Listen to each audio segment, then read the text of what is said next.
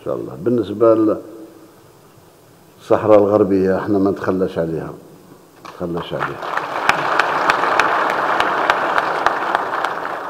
حقهم حق تام تقرير مصير، أعطوهم الحق يصوتوا.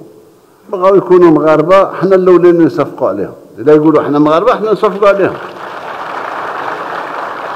يقولوا احنا موريتانيين نصفقوا عليهم، جزائريين ما يكونوش جزائريين. هذا خليهم. كيف تفرض على واحد باش يكون كذا وكذا وكذا؟ القرن التاسع عشر طويناه تطوى خلاص باستقلال الجزائر. كل ما كان باقي من القرن التاسع عشر تطوى خلاص.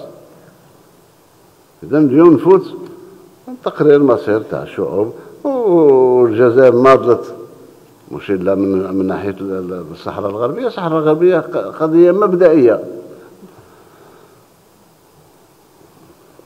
ناضلنا من أجل تيمور لاست، ناضلنا من أجل القمر، ناضلنا من أجل هذه، ناضلنا كل الأمور فاتت بسلاسة. إلا هذه القضية أصبحنا احنا عديان. الملف موجود حاليا في الأمم المتحدة في لجنة تصفية الاستعمار، ماهوش في لجنة المساعدات الغذائية ولا لجنة تصفية الاستعمار. نهار اللي تفصل الأمم المتحدة هذاك هو الكلام. إذن قضية الصحراء ما نتخلاش عليها أي ثمن، لأنها قضية مبدئية بالنسبة للجزائر.